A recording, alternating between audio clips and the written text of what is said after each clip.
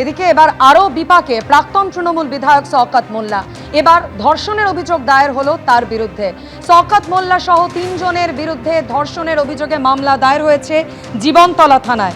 2019 সালে শিশুকে তুলে নিয়ে যায় কয়েকজন দুষ্কৃতী। সন্তানকে বাঁচাতে তৃণমূল নেতার দ্বারস্থ হন এক মহিলাকে অফিসে ডেকে মারধর এবং ধর্ষণের অভিযোগ ওঠে শওকত মোল্লা সহ অনুগামীদের বিরুদ্ধে।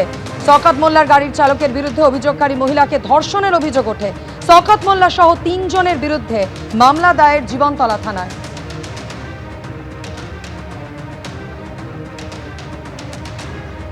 গ্রেপ্তার তারকেশ্বরের প্রাক্তন তৃণমূল বিধায়ক রামেন্দু সিংহ রায়। কর্ণাটক থেকে তাকে গ্রেপ্তার করলো পুলিশ। আমাদের প্রতিনিধি অর্ণব মুখোপাধ্যায় আমাদের সঙ্গে রয়েছেন।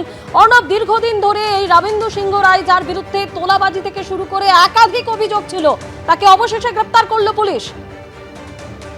একদমই, দেখো, যেটা জানা যাচ্ছে কর্ণাটকের বেলাগাভি থেকে রামেন্দু সিংহ রায়, যিনি হচ্ছেন তারকেশ্বরের প্রাক্তন বিধায়ক, তাকে গ্রেপ্তার করেছে পুলিশ এবং তাকে গ্রেপ্তার করা হয়েছে। তার বিরুদ্ধে বিভিন্ন ধরনের অভিযোগ ছিল, যে অভিযোগগুলোর মধ্যে তোলাবাজি থেকে শুরু করে হচ্ছে সেই ত্রাণের জিনিসপত্র চুরি, সেই সমস্ত অভিযোগ ছিল।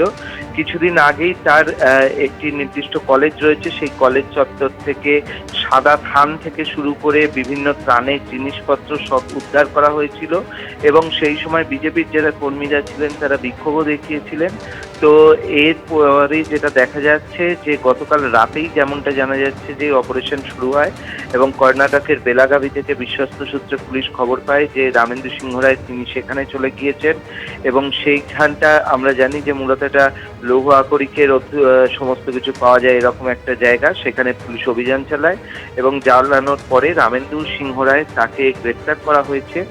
যা এখনো অবধি পুলিশ সূত্রে জানা যাচ্ছে যে আগামীকাল বা আগামী পরশুদিন তাকে নিয়ে আসতে যে সময়টা লাগবে, তাকে নিয়ে আসা হতে পারে তারকেশ্বরে।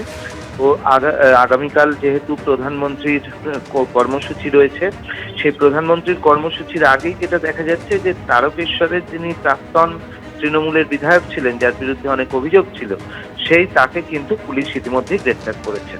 ধন্যবাদ অর্ণব।